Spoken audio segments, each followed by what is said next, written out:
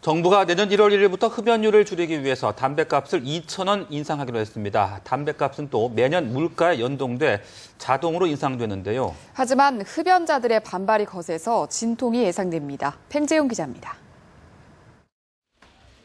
담배 가격이 2004년 이후 10년 만에 크게 오를 것으로 보입니다. 정부는 내년부터 2,500원 수준인 담뱃값을 4,500원으로 인상하는 내용의 종합금연 대책을 발표했습니다. 사치품에 주로 부과되는 개별 소비세도 신설해 담배에 부과할 방침입니다. 정부는 이와 함께 담뱃값을 물가에 연동해 가격을 꾸준히 올릴 계획입니다. 2015년 이후에는 소비자 물가 인상률이 담뱃값에 반영될 수 있도록 하는 물가 연동제를 도입하여 금연 효과가 보다 장기적으로 지속되도록 하겠습니다. 또 담뱃값에 흡연 경고 사진을 의무적으로 부착하고 편의점의 담배 광고를 전면 금지하기로 했습니다. 정부는 담뱃값이 계획대로 인상되면 단기적으로 담배 소비가 3분의 1가량 급감할 것으로 전망했습니다.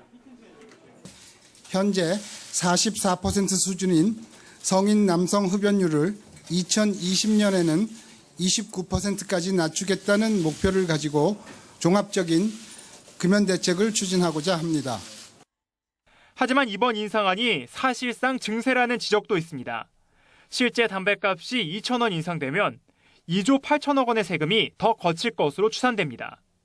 이제 남은 것은 국회의 관련법 개정입니다.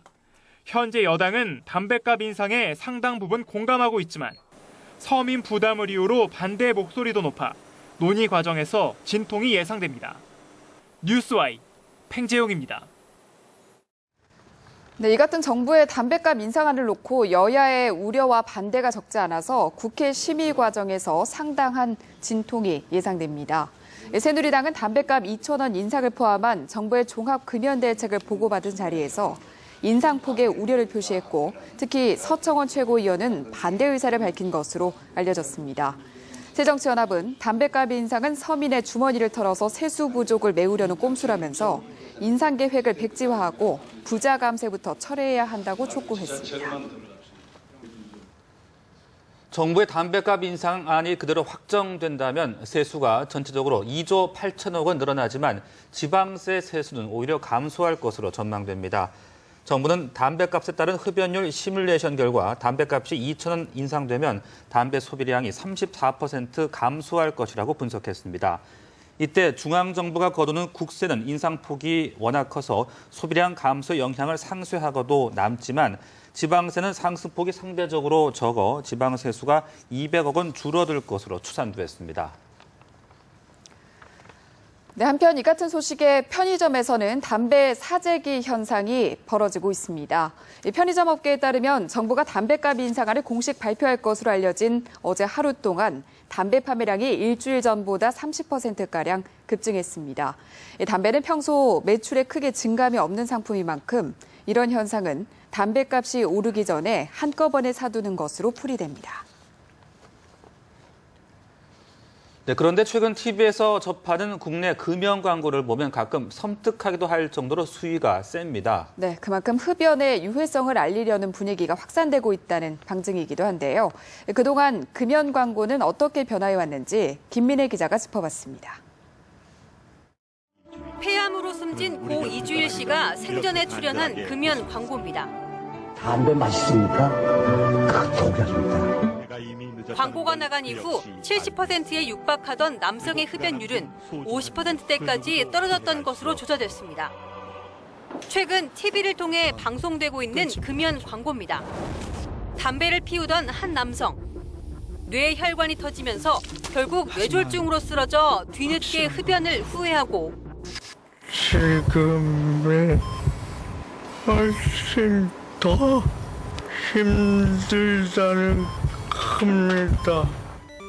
담배를 많이 피면 필수록 건강에 치명적일 수 있다는 것을 게임을 통해 적나라하게 보여줍니다. 그동안 정부가 추진한 금연 광고는 흡연자들의 인식을 개선하는 데 초점을 맞췄습니다. 금연한 뒤에 건강해진 생활상을 보여주거나 그녀 덕분에 아침이 많이 달라졌어요. 간접 흡연의 폐해를 알리고 식당이나 PC방 등 금연 구역을 알리는 정책 전달의 수단으로 활용되었습니다. 하지만 담배 자체가 나쁘다는 메시지를 효과적으로 전달하지 못했다는 게 그간의 분위기입니다. 흡연으로 인한 끔찍한 고통을 사실적으로 묘사하는 등 점점 불편해지는 금연 광고는 담배 자체의 유해성과 흡연의 폐해를 적극적으로 알리겠다는 정부의 입장과도 맞닿아 있습니다. 당신의 인생이 뉴스와이 끝나기 전에 김민혜입니다. 죽음의 게임을. 네, 그렇다면 흡연자의 암 발병 책임에 대해서 담배 회사에 그 책임을 물을 수가 있을까요? 네, 건강보험공단이 담배 회사 3곳을 상대로 낸 손해배상 소송 첫 재판이 내일 열립니다. 성혜미 기자입니다. 건강보험공단은 지난 4월 흡연 때문에 추가로 부담한 진료비를 물어내라며 담배 제조사들을 상대로 손해배상 소송을 냈습니다. 소송 대상은 KT&G, 필립 모리스 코리아, BAT 코리아 등 3곳.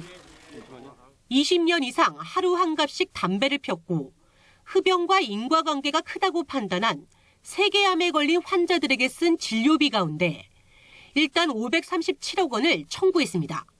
소송 과정 속에서 흡연과 질병 간의 구체적인 인과관계 그리고 담배 회사 위법 행위들을 밝혀나갈 것이며 서울중앙지법은 내일 오후 2시 첫 재판을 열어 담배 소송 2라운드에 시동을 겁니다.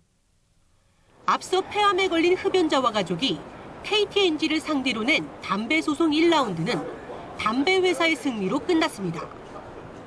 대법원은 비소세 포함 등이 흡연으로 발병했다고 인정할 개연성이 부족하다며 담배는 기호품의 일종으로 흡연 여부는 자유의지에 따른 선택의 문제라고 판단했습니다. 이 같은 판결에도 불구하고 건강보험공단은 지난 19년간 수집한 진료기록 빅데이터를 활용해 흡연과 질병의 인과관계를 밝힐 수 있다며 소송을 냈습니다. 담배 제조사들은 누구나 자유의지로 담배를 끊을 수 있고 담배의 유해성은 사회적으로 허용된 수준이라는 입장입니다. 건강보험공단과 담배 제조사들은 내일부터 담배의 유해성과 중독성을 두고 치열한 공방을 벌일 예정입니다. 뉴스와이 성혜미입니다.